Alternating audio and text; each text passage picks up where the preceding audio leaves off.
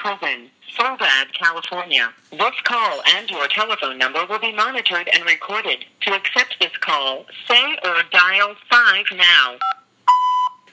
Thank you for using Global Tel Link. Hello? Mr. Free, it's good to hear your voice. Hi, Rudy. Thanks for taking the call. I want to get back into what we were talking about last night on the 3552 legal document. You bet. But I want to also mention something first. I'm in a pretty bad emotional state right now because I just, about an hour or so ago, I came back from the chapel and they had torn my cell to pieces. That's a year now. I thought they were done with all that. They just tore everything like a tornado went through. They tore down a few hundred hours of work on, putting stuff up so I could live in the cell, and a bunch of my paperwork just trashed every which way. Food stolen, my personal food that I get from packages sent in that people, my friends out there paid for. They just stole whatever they wanted. So, wow, I'm really sorry to hear that. Do you think they're doing that as retaliation for you speaking out publicly about your innocence, or do you think there's something? Well, this cop that was spearheading it has said several times in the course of me trying to talk to him about it, something about me filing paperwork against CDC, and I told him I haven't filed any paperwork against anybody for a long time.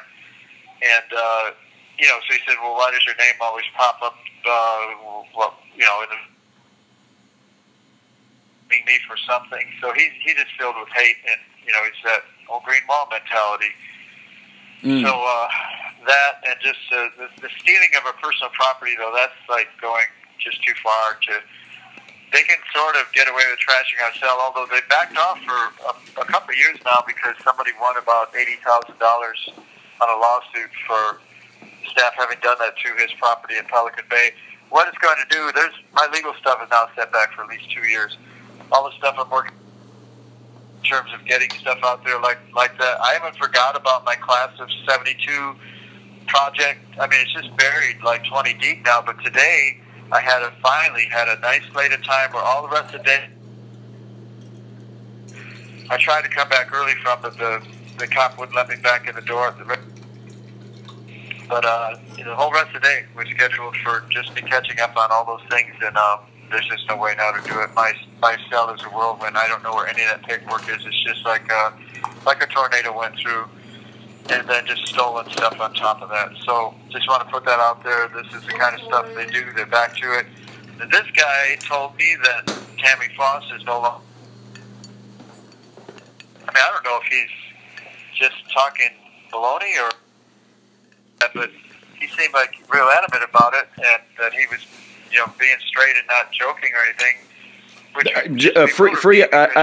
I hate to interrupt you. This particular phone call, unlike the previous phone calls, you're cutting out like 1 second every 6 seconds. So it's like every sixth word is kind of blanked out, but I'm picking up most of what you're saying. Did you say that he said that the current warden is no longer the warden? Yeah, he said that Tammy Foss is no longer the warden here, that she's gone. I don't know if that's just a straight-up fabrication or if there's any truth to it. If there's truth to it, it bewilders me because, the whole idea was she was just put in here as a quote-unquote permanent warden. They have acting wardens a lot of times where they're interim filling in until they get a permanent warden, and she was listed as the permanent warden here, and that's the official capacity in which she came and spoke to me a week and a half ago or whenever it was, and that I saw her again the other night in the music program as the warden. So he's just making that up or not, but I would really like callers and people out there listening to call in and see if she's still a warden, if to her or somebody in her office about this new cell trashing, thievery of personal property, and all this stuff. It's just, it's got me so emotionally devastated. I won't be able to function right for days. But having said that, speak back to me to tell me if you were able to pick up most of what I said. The only thing I can think of the phone cutting out like that all of a sudden, which is never done before that I know of, is them doing some special type of monitoring about what I'm talking about. It's not happening now. Yeah, it wouldn't surprise me. It wouldn't surprise me, but I'm so sorry, Free, and I just know, Hold on, just okay. hold on a second. What?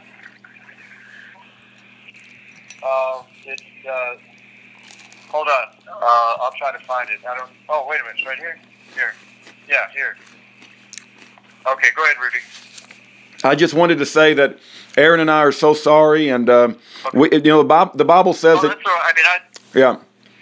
Yeah, but that's all right. I don't mean to bring you guys down. Just let you know what's happening, and that I'm not going to be my normal self here probably for a couple of days, especially right now. Yeah. It's very upsetting. Yeah.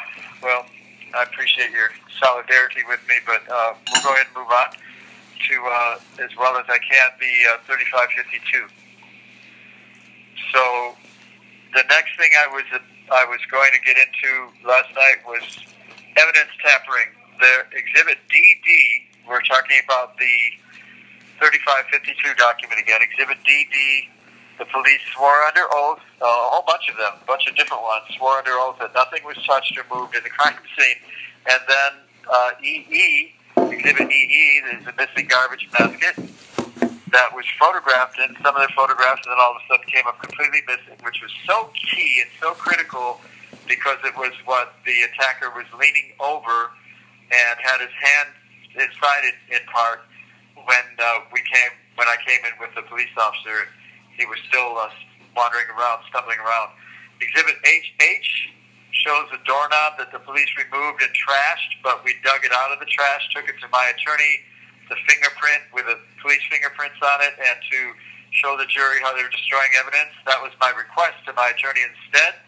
He hid it in his desk drawer, refused to ever bring it out, refused to let me bring it into the trial, refused to let me talk about it on the witness stand, refused to ever let the jury know because he kept saying that his chief obligation and his chief duty was to the court as an attorney, and there's some truth to that part of what he said, that the first duty of this call and your telephone number will be monitored and recorded, and not to the client, which is strange enough, but then he took it as a policy a step further and said that he was part of that policy was to never let the police or any state agents or anybody that was associated with the state as an official, never let it be shown that they had done anything wrong. So this was why he refused to let the doorknob come into play. And then I had to file complaints with the State Bar for months after my conviction while I was in prison to get the doorknob sent back, and I couldn't have it sent to me in prison. I had it sent to my sister. She held on to it for years, and then she moved from one house to another. There's an affidavit or declaration in Exhibit HH showing that she just left it behind and let it get thrown out, unfortunately. Going on to Exhibit JJ, the prosecutor, the state admits, somebody on the prosecution team admits that they turned a lot of the evidence, the key evidence, like the meat cleaver, over to the attacker's family. They also turned my house, my whole house, which was the whole environment of the crime scene. And I say crime meaning not a crime from me, but crime from the attackers to me. They turned the whole house over to the attacker's family, saying that since he owned the land and they didn't like the way that the proof I had of the housing contract of me owning the house, that they turned everything over to them. And this was way before the trial. So that right up to the trial, and even during part of the trial, my attorney was still telling me that we might have the jury go into the house to see and have me show them, demonstrate to them what happened when they had already turned all that over to the family, and they ripped up the carpeting with the blood on it, the blood trails. They ripped up the flooring, the door. They put a new door in where the door jamb that he had, where he kicked the door open was all splintered and tattered and just broken up in splintered pieces. They had already changed all that, so it was useless as a crime, as a piece of evidence in my favor. So Exhibit JJ shows the admissions by the prosecution team that this call and your telephone number will be monitored and recorded. Exhibit KK is an interesting piece of proof about the perjury, straight-out perjury under oath, which is a crime. Of course, it's criminal activity by the police by about 4 different police officers saying that my bedroom door wouldn't even open a full 90 degrees, which they were telling the jury proved that I lied about how the shooting happened and how the meat cleaver came. Well, I didn't get to talk about the meat cleaver, how Albert broke the door open. And yet, if you look at the police photographs, you can see it has a standard 12-inch square floor tile on the floor, and just by measuring those, you can see that the door opened fully, and they lied about that. But the jury didn't understand, or the jury never saw those photographs and understood that the door opened all the way, just like I said. Exhibit LF, police caught massively moving all sorts of evidence. I pulled a number of different pages from the transcripts where I had to really push my attorney Schroeder. I had to just prod and basically threaten that I was going to create a scene in the courtroom if he didn't do some of the things that I was trying to push him to do. So he coyly, very coy demeanor, proceeded on asking them about, was this moved, and can you see where that, in that police photograph is this angle, and in that photograph is this other angle, so you can see it was moved. And they had to admit that virtually every single piece of evidence that was in their photographs that was brought before the jury was moved. Now, not every photograph was brought before the jury. Some of the most important ones that proved how they framed me were not ever brought before the jury. But the ones that were, they got to see that evidence was moved. But it never came to any significance. It was not argued to the jury as to what the significance of it was, that they framed the whole thing. Exhibit MM, there's more about the police and the prosecution team giving the attacker's mother, I believe that in this case, the meat cleaver. And yet the jury never even knew of there being a meat cleaver involved in the attack. They knew because I pushed Schroeder to ask about the meat cleaver. They knew there was a meat cleaver there at the scene. The police were showing the photos while they were on the stand testifying. They had to admit the meat cleaver was right there next to Allred, but then my attorney never brought anything more up about it, never talked to the jury about that it was the attack weapon, never said anything in closing arguments about the meat cleaver attack weapon at all. So they didn't even know. And this was, he kept pulling fast ones on me, saying he would raise all this stuff to the jury, that I had to wait until the end in the arguments, and I waited, and then he closed the case, and evidence closed for the defense. Defense presentation is over, and he didn't do any of those things in my favor that he said he would do. Exhibit 00 is proof that all crime scene dimensions were fraudulently charted. Nowadays, they have computers where they have photographs taken at the scene where they show all the dimensions by computer perfection and technical accuracy. In those days, they had to make charts of it, so they cheated and lied and made all the charts out of distorted proportions that had no bearing, no reference to the actual sizes and lengths and such, so the jury could never get an idea of what the bullet angles were and all the different things involved. Whole thing on the evidence tampering to another interesting exhibit, Exhibit UU. The judge harshly castigated my attorney, Wes Schroeder, for talking over top of me again. And he really jumped on him this time for doing it, because every time I tried to say something favorable that wasn't part of the script that Schroeder told me I had to stick to, he would talk over top of me to shut me up.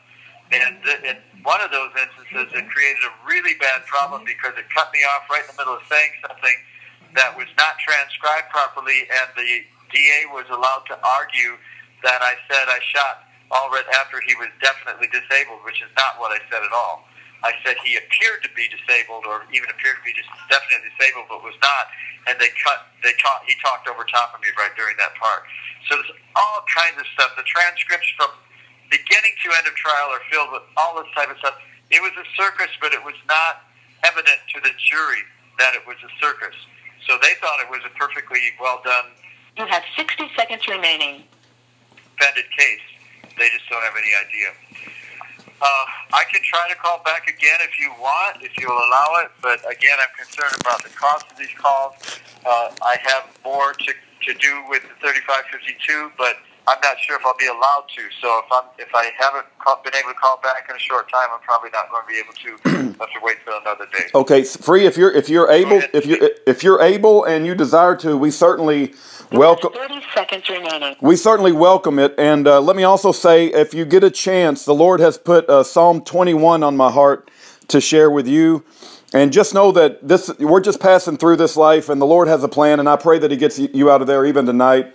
But I really admire your tenacity and perseverance, Free. And what they intended for evil, God will use for good. But Psalm 21, if you want to call back and finish, certainly feel free to do that if you do have the time. All right, cut him off. You have a prepaid call from Free, your account is out of money, so I can't call. an inmate at the Salinas Valley State Prison, Soledad, California. This call and your telephone number will be monitored and recorded. To accept this call, say or dial 5 now. Thank you for using Global Tel Link. Did you just get notice that your account, that the GTL account was out of funds? I heard you say that, but there should be over $60 or $70 in there. That's so weird because it did the standard thing, and normally we get some warning ahead of time, like 15 minutes or 10 minutes or 5 minutes before it's going to run out, and yet it stated the standard thing that I had to stay on hold. It could take up to 4 minutes, and that it's out of money. So I don't know. That must have been a malfunction. Yeah. But anyway, we're good now. It sounds like. I just logged in and checked, and double checked, and there's $69.22. So we should be good for a while. Okay. Okay, so it was a malfunction. Not surprising the way GTL works. I want to go ahead with, and thank you again for taking the call. I want to go ahead with Exhibit P. I'm going to give some exact quotations, word for word, except, occasionally I might leave out something in ... I'll say ... but these are exact quotations of my defense attorney to the jury, and I want people that hear this to think about if they had a son or a daughter that was accused of some serious crime facing life imprisonment that they didn't commit, and had an attorney saying this to the jury, how they... of Wesley James Schroeder, the one who you had sent me such glowing comments from some clients he had. I don't know how changed a lot from this word for word. Now, there were a couple mention, if you read the whole transcripts, you'll see that he'll say these terribly negative things, and then he'll say, yeah, but, and then he'll sort of ameliorate it a little bit or try to, but he's done the damage. No defense attorney should ever be saying this kind of stuff to a jury against his client, and that is really thoroughly established in law that anytime an attorney who does this that I've ever seen or does something even half this bad, it's always reversed in every case I've ever seen, but in my case it didn't reverse. They still procedurally bar this stuff from being heard. Okay, here we go. And I'm going to give the transcript pages. When we refer to the transcripts, they're called recorder's transcripts. So when I say RT 1670, for example, that's on recorder's transcripts, page 1670, which are public record, and anybody can verify the exact quotations here. So here's my defense attorney speaking to the jury, RT 1670, quote, oh, by the way, let me back up just a moment. He'll say Mr. Hames this and Mr. Hames that. Hames was the prosecutor, so when he says Mr. Hames, he's saying the prosecutor. Okay, here we go, quote, Mr. Hames has made a big point out of the fact that it had to be shot through Mr. Allred's back, and Mr. Allred's back had to be to Mr. Lazor. He's absolutely correct, and we don't disagree with it, unquote. That's from my own attorney to the jury. After all the fraud that I just explained in the last 2 days of the phone to you that was done, to where I showed that they just staged all this stuff about shots in the back and all that nonsense. Okay, going on further. Defense attorney to the jury, RT 1670 to 71. Quote, I think that this is a legitimate argument that Mr. Allred somehow had to be down on his knees. Somehow he was in a disabled position when Mr. Lazor actually fired at him through his back, unquote. That's my attorney to the jury.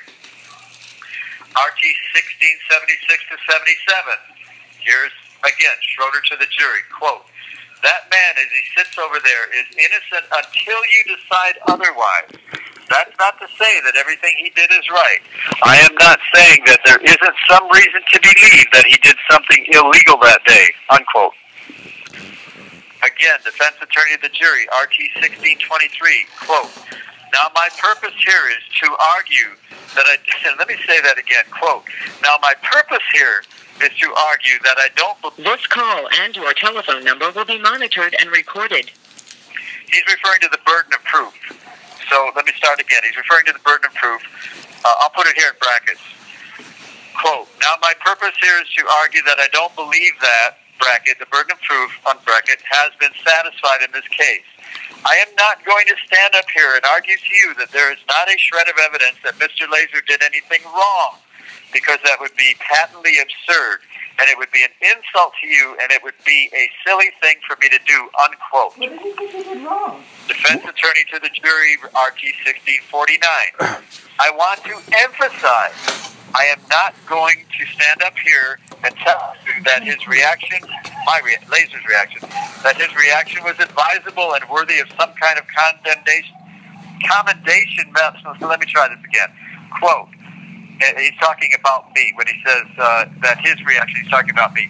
Quote, I want to emphasize, I am not going to stand up here and tell you that his reaction was advisable and worthy of some kind of commendation medal, because it wasn't.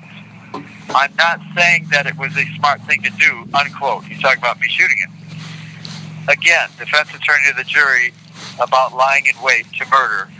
That's what he's referring to in RT 1629. Quote, this idea that Mr. Lazor was basically sitting there just waiting for Mr. Allred to show up is certainly, brackets, an argument, unbracket, that one can legitimately make, unquote. Are you sure that wasn't the defense? No, you mean the prosecutor. I mean the prosecutor? Yeah, this is my defense attorney telling all this to the jury. Everything I've quoted so far. My own attorney. Did you pay that guy? Now you know why I feel. Did you pay him? Yeah, I paid him a lot. Now you know why I feel. We paid him a lot. Now, and we did negotiate. We paid him exactly what he asked for, and we paid him ahead of time. And I wanted to get rid of him, but I was told by him that I couldn't get rid of him because he was attorney of record, and I was stuck with him throughout. So here's some more. Defense attorney to the jury. Oh, in that last one, I want to add, just in fairness, after him saying one can legitimately make that argument, he went on to say something, I don't quote it here, but blah, blah, blah, I don't think, or maybe not. Here we go again. RT 1676. Quote, Mr. Hames has done an excellent job in arguing his case to you. I have done my best, unquote. Let me say that again. He's talking about the prosecutor. Mr. Hames has done an excellent job in arguing his case to you. I've done my best, unquote. That's just unbelievable. That is. Here's another one. I'm laughing, but it's not funny. This is terrible, Free. This is really bad. I don't blame you for laughing. It's outrageous, and it is something that makes a person like bewildering to laugh. Okay, here's my defense attorney badgering me on the witness stand. You know how classically at Perry Mason you'll see an attorney say, "Hey, judge, I object." He's badgering the witness. They're always talking about the prosecutor badgering the witness. So here's Schroeder badgering me himself. This is RT 1333. Quote, didn't you really want to get, bracket, your gun, unbracket, back because you were really angry at John Allred and you wanted to have a gun at both residences? And then going on, ... to another paragraph just below. Quote, didn't you want to get it back to have a weapon at both residences, unquote. See, he's actually badgering me to say, yeah, I wanted to have weapons so I could lie in wait for this guy, which he had already told him in the other quote, and kill him, apparently. I mean, that's what the definite inference was, or more than an inference. Here's another one. Here's another one badgering me on the witness stand. RT 1341, my attorney to me, quote, if you wanted to use, bracket, the .45 gun, unbracket, which we obviously know you did, what would need to be done, ... unquote. Again, he's saying, if you wanted to use the .45 gun, which we obviously know you did, I didn't want to use the gun. That's crazy. To save my life. Right. Yeah, that's crazy. These are exact quotes. You can look up the transcript, you find it word for word, except where I'm saying bracketed, I'm filling in because it gives you reference to what he's talking about. Defense attorney again badgering me at RT 1286 and 1287. Quote, do you recall whether or not at the time you took the BB pistol away from Mr. Ellis, unquote, ... And I'm going to explain that in a minute, what that means. Quote, what did you do with the BB pistol after Mr. Ellis had it, unquote. This is really important because Ellis, who was a friend of Allred's and had a hatred toward me as a result of the shooting, came in and lied and falsified. His perjury was just unbelievable. But he was saying that I had possession of the gun that Allred had with him, which turned out to be a high-powered pellet BB pistol, and that I therefore, it was trying to make the link that I therefore had planted it on Allred. That was their game, that their one of the prosecution's scams that he cooked up. So here, my own attorney is, I've testified I didn't have that. That's I tried to testify as a lie. My attorney wouldn't let me. I testified, no, I didn't. My attorney immediately pulled me off the stand, just grilled me. Third-degreed me, browbeat me, saying you will get back on the stand and say that was incorrect, that you did, and I wouldn't go so far as to say I did, but I basically said, okay, I guess I don't know, I don't remember, whatever. Unfortunately, I let him browbeat me that far. But so then he went further to emphasize that, at the time you took it, he's telling him, I told him I didn't take it. He says, what did you do with it after Mr. Ellis had it? I told him I didn't do anything with it. I didn't have it. So he's making me a liar. He's actually telling the jury by inference that I lied on the witness stand to them. Wow. So here's another one. Defense attorney to the judge in private proceedings, RT 1498 and 1502. Let me see. This call and your telephone number will be monitored and recorded. I believe at this point, this is where Schroeder had sent me out of the chambers meeting with the DA and my attorney, and had sent me out to his car, way across the long, big parking lot for about 15 minutes to go get some papers out of his car and bring him back. And I didn't find out that he did all the stuff behind my back, like withdraw the jury instructions, the manslaughter instructions, that the jury may have found me guilty of, and I'd only spent about 2 years in prison, even though I shouldn't have spent that, but it would have been a lot better than 36 years so far. But in any case, he said a bunch of bad things behind my back while I was gone. And here in RT 1498, 1502, Schroeder says to the judge, quote, clearly he's referring to the prosecutor's so-called evidence, the falsified things that the prosecutor was putting forth. Quote, clearly they are legitimate evidence that the prosecutor, unbracket, has the right to argue, unquote. Quote again, short way below, there is some argument that there is a first-degree, bracket, murder, unbracket, here. So he's actually saying, he actually said to the judge, there's some argument here that there's a first-degree murder, that there's evidence of first-degree murder for my client, and he's saying that these things that support a first-degree murder claim are legitimate evidence that the prosecutor has the right to argue, instead of getting up and saying to the judge and the jury, I have all this evidence that the prosecutor framed this, that the coroner made this stuff up, that there was a second autopsy report, that there was planted bullets, that there were only originally 2 to 3 bullets shot out of the gun, and they came and planted more bullets, that they emptied the clip so that it would have lesser bullets in the clip, and here's the police reports that show that they originally said there were several bullets in the clip. All of that stuff, any even poor attorney, but that was trying to work for his client, would stand up and say all that stuff. And instead, Schroeder was telling the judge, these things that the prosecutor is arguing as a first-degree murder against my client are legitimate evidence.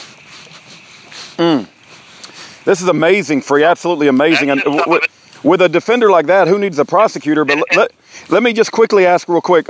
This was your first case. You'd never had any prior record, so this is the first time you'd ever been to any trial. And how old were you at the time? Absolutely, it's the first time. I was 28 years old. Still a very young man. Happened by the time we got to the trial. By the time we got to the trial, I was 29. Let me ask you this: Allred's family, were they wealthy enough, and is it plausible that they paid off your public pretender? Is that even a plausible theory? I don't think so. Okay. I don't think they were wealthy by any stretch of the imagination. They were probably just lower middle class or middle class. And Garnier, the uncle, You have 60 seconds remaining. more than the rest of his family involved in this, he was a really strange and mysterious character who I still can't figure out what happened with him. But there was a very strange and mysterious thing involved with him, where it involved a man named Scott Rupp, who mysteriously died in a small plane crash. His body was never found, the last I was told, and there were some really mysterious things, probably drug running, involved in that. And when Garnier got on the witness stand, he told You have 30 seconds remaining. that I originally told him that I'd obtained the house from Scott Rupp, and I never even heard of Scott Rupp until the shooting happened and we were preparing for a trial. I couldn't have said anything like that. I never knew who this guy was. So he's trying to pass that off on me. Just some real mysterious, weird stuff involved in the background of this too, involving Garnier, who's part of the Allred family, but he's the uncle, not like the mother or brothers or sister. Our prayers are with you, Free. We're going to run out of time. I'm just interested in what you possibly think the motive is of Schrader. I don't think he heard me say any of that. And I wonder if any of his inventions were stolen. Yeah, he was an inventor and up and coming, going to be a very successful guy in the world. Had his whole life ahead of him in his late 20s. And there has to be a motive on why his own public pretender sold him down the river. I mean, there has to be, like, you know, I'm sure Free has considered that. I'm interested in what his thoughts are, but we'll see if he calls back. Please keep Free in your prayers and write him an encouraging letter. He's 36 years. Of all the prisoners we advocate for, he spent the most time in prison. Only a year ahead of Scott Fall and Yori Von Kahl. For self-defense, where they cremated the body 2 days after. Yeah, they hastily cremated the body, and you can tell that he was framed. And it was a self-defense shooting, and should never have even been convicted of second-degree murder. But you know that there's other second-degree murders that occur in this country. One is from an African-American young man named Husan Stinney, who also got convicted of second-degree murder. For 4 years? No, 8 years. 8 years. They gave him 8 years. But Free Lazor is now going on his 36th year. God bless. Take care. Please keep Free Lazor in your prayers. We need a miracle. We need a miracle, and God is in the miracle working business. Yeah.